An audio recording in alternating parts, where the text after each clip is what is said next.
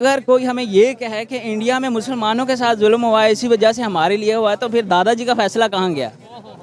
हम जो जिस उम्मीद के साथ हमारे जो वालिद साहब बोल रहे हैं और हम जिस सोच के साथ यहाँ रह रहे हैं, तो इसका मतलब ये था कि वहाँ पे कुछ भी होगा तो उसके बदले हम होंगे। न्यूज़ नरेंद्र मोदी ने कहा है कि भाई 100% मेडिसिन फ्री गरीबों के लिए, यहाँ पर फ्री है। ये मुझे तरक्की याफ्ता हो जाएगा। जब हम तरक्की याफ्ता हो जाओ हम भी इंशाल्लाह फ्री दिया करेंगे। इंडिया में इलेक्शन हो रहे हैं, पाकिस्तान के वज़ीर आज़म यूएई पहुंचे हुए हैं, बल्कि मैं देख रहा था भारत के वज़ीर आज़म भी यूएई पहुंच रहे हैं। वहाँ पे एक एनवायरनमेंट की COP28 की मीटिंग हो रही है वहाँ पे। पाकिस्तान पे नाम आता ना कि फोर्स कन्वर्जन हो रही है, मिनोरिटी पे जुल्म हो रहा है, तो हम साबित करें कि ये नहीं हो रही। इस पे काम करना चाहिए। मियाँ मिट्ठू कौन होता है? जब आप इंसानियत की तरफ नहीं जाएंगे, आप जब एक रास्ते से आपने कोशिश ही नहीं की पहले दिन से 1947 से कि पाकिस्तान बनाया जाए, यहाँ अमन हो, सुकून हो, लोग अपनी मर्जी से खुशी से रहें। लोग अब तो भाग रहे हैं ना, अब तो इस वक्त तो मेरा मतलब जो मजबूरन लोग बैठे हैं, जो बैठे हैं, दूसरे तो जिनके इख्तियार में तो भाग रहे हैं, कुछ वीजों पे भाग जाते हैं, कुछ पैदल भाग रहे हैं। ये तो फिर और पता है आपके देखने वालों को, सबको पता है। हम आरजू ये अगर हम कहें ना को हम नई बात कर रहे हैं तो बिल्कुल नहीं कर रहे।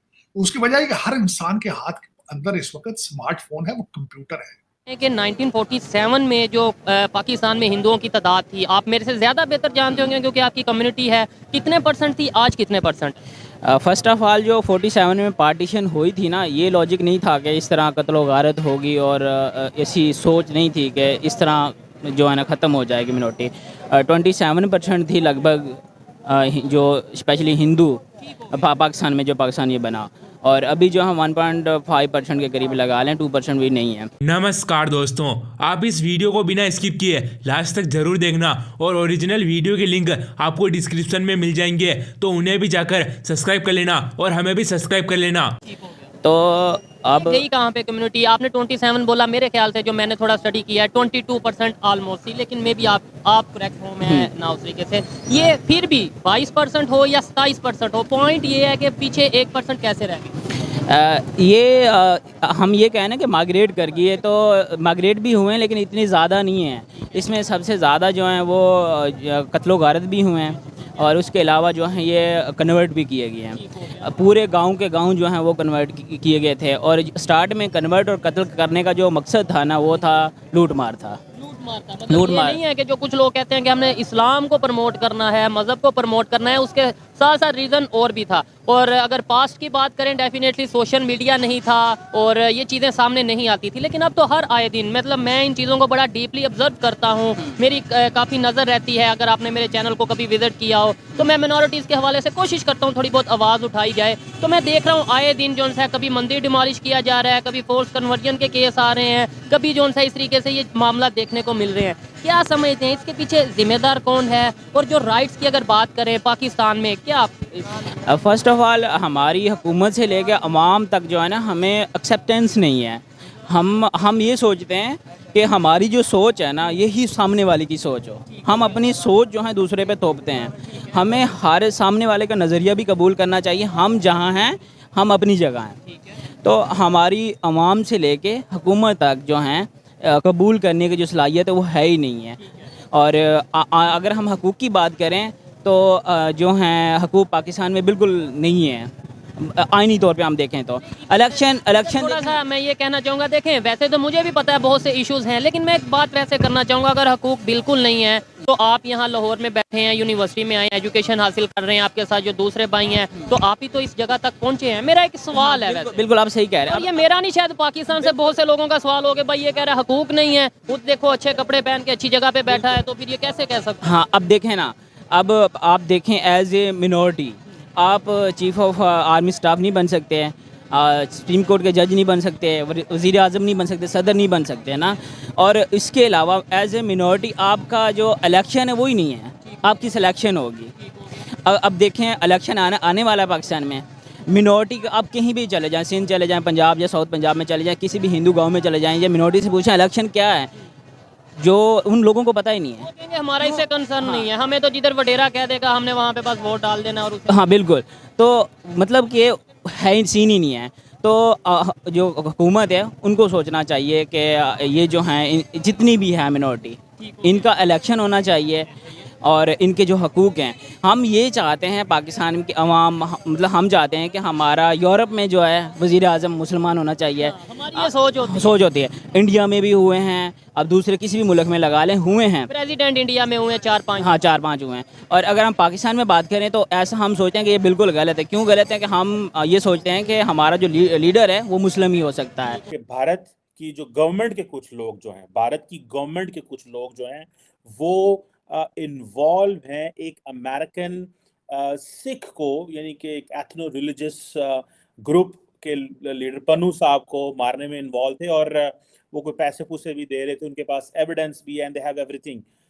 How do you see this? कई लोगों का कहना यह है कि अमेरिका और इंडिया के ताल्लुकात इतने बड़े हैं कि वो इस चीज से मुतासर नहीं होते, लेकिन कई लोगों का कहना यह है कि इससे मिसट्रस्ट जो है वो जनरेट हो गया है, और अब ये सिर्फ अमेरिका की हद तक नहीं है, कनाडा ने जो पहले बोला था, अब ये और आगे चलेगा, बल्कि यूरोपियंस, ब्रिटिश, बाकी भी कंसर्न हो जाएंगे कि इंडिया ऐसे भी कर सकता है कि दूसरे मुल्कों में जाके उनके सिटीजन को, जो कि जारी बात है भले वो सिख हैं या जो भी हैं, लेकिन वो है तो उस मुल्क के सिटीजन।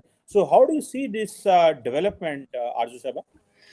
सर, मुझे तो आज वो एक ट्वीट याद आ रही है जो कि डॉक्टर आयशा सिद्दीका की है, और बड़ी मुझे वो पसंद आई, तो मैंने रीट्वीट भी कर दिया। और उसमें उन्होंने यही लिखा है कि शायद जो इंडिया है या भारत है उसको आईएसआई से सीखना चाहिए, या सीख रहे हैं कि जिस जो नहीं पसंद हो या जो खिलाफ काम करे उसको दूसरी कंट्रीज में जाके भी उड़ा दिया जाए, ना सिर्फ ये कि अपनी कंट्री में, वहां भी ना छोड़ा जाए। तो शायद ये ऐसा कुछ सीख रहे हैं। और मगर बात सारी यही है कि सबूत अभी तक नहीं दिया। आप उनकी ट्वीट देख सकते हैं। अभी तक वो खुद नहीं बता सके।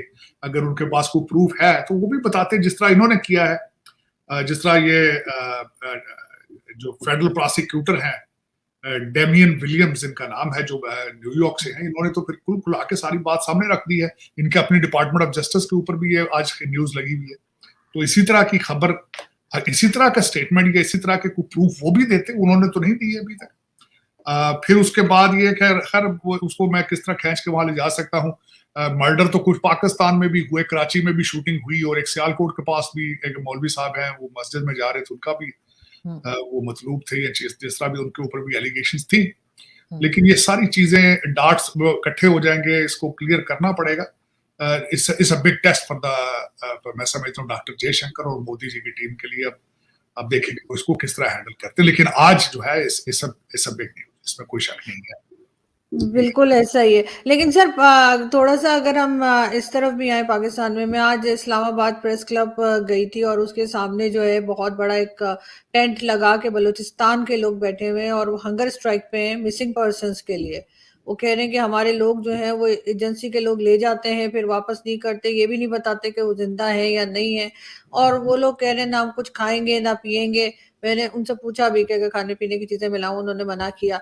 तो सर, क्या ये कब आखिर ये चीजें रुकेंगी? कब ये लोग बेचारे जो हैं, हर कुछ दिन के बाद इनके के लोग आकर ना इस्लामाबाद प्रेस क्लब के सामने बैठते और प्रोटेस्ट करते हैं मिसिंग पर्संस का? और जो मैं समझता हूँ मिसिंग पर्संस का मसला जो है वो आज का मसला है भी नहीं, कुछ 40 साल से ये मसला है। अगर मैं मुबालगा राय ना करूं तो ये ऑलमोस्ट 70s का मसला है, ये आज का मसला नहीं। मैं बचपन में, मैं जब वहां से खुद आया उस वक्त भी लोग पार्लियामेंट के सामने मैं देखते थे अपने अजीजों और रिश्तेदारों की तस्वीरें उठा के, तो फिर खवातीन इतने दूर अफ्तादा एरिया से आके वहां जलीलो ख्वार हो रही होती थी। इसके बारे में तो मैं क्या बता दूं। ये तो फिर उसके बाद केसेस हुए हैं, बड़े बड़े जस्टिस इसके ऊपर इन्होंने एक्शन लिए, बड़ी बातें, लेकिन नहीं। ये मैं जरूर आपको बताऊंगा कि आप जहां बैठी हैं वो उसको गैरिजन स्टेट है, गैरिजन स्टेट। तो गैरिजन स्टेट में इस तरह की बातें करना भी ज्यादती है। इसके ऊपर क्या मैं अफसोस ही कर सकता हूँ, इससे ज्यादा मैं क्या ऑफर कर सकता हूँ। मेरा उन लोगों के साथ फीलिंग्स है। आप जरा उनके जूतों में पाँव डाल के देखें, किसी का बाप, किसी का बच्चा, किसी का भाई ले जाए, और फिर सबसे बड़ी बात यह, उनको पता ही नहीं कि वो मर गए। देखें, जो क्लोजर होता है वो भी एक क्लोजर जो होता है वो भी एक हीलिंग का प्रोसेस होता है। जब किसी को चहेता मर जाता है ना, तो फिर उसके ऊपर वो अफसोस करता है, 2-3 दिन उसके ऊपर वो अपनी रोता है तो उसको खुदा की जात जो है उसको सुकून दे देती है, टाइम हील कर लेता है। ये एक बहुत बड़ी पनिशमेंट है कि पता ही ना हो कि वो जिंदा है कि मर गया। मैं क्या कर सकता हूँ। लेकिन आरज़ू, एक मैं जो अर्ज ये करना चाहूंगा, काश कोई मेरी बात ये सुनते नहीं, जो चलाते हैं वो सुनते नहीं, उनके आंखें बंद हैं, कान बंद है। लेकिन जो आपके क्राइसिस हैं कंट्री के अंदर, वो भी इन्हीं वजूहात की वजह से, बद्दुआएं हैं और कुछ नहीं। बिल्कुल ऐसा। तो दोस्तों वीडियो आपको कैसा लगा आप हमें कमेंट में जरूर बताना। अगर आपने इस वीडियो को यहाँ तक देख लिया है तो आपको सब कुछ समझ में आ गया होगा। और दोस्तों ओरिजिनल वीडियो के लिंक आपको डिस्क्रिप्शन में मिल जाएंगे, तो जल्दी से जाकर उन्हें भी सब्सक्राइब कर लेना और हमें भी सब्सक्राइब कर लेना। और इस वीडियो को आगे से आगे तक शेयर जरूर करना। और ये वीडियो अच्छा लगा हो तो वीडियो को लाइक और हमारे चैनल को सब्सक्राइब जरूर कर लेना और घंटे के निशान को भी दबा लेना। जैसे हम वीडियो लेंगे सबसे पहले आपके पास ही आएगा। और हम मिलेंगे इससे और नए वीडियो में, तब तक के लिए धन्यवाद। जय जवान जय किसान।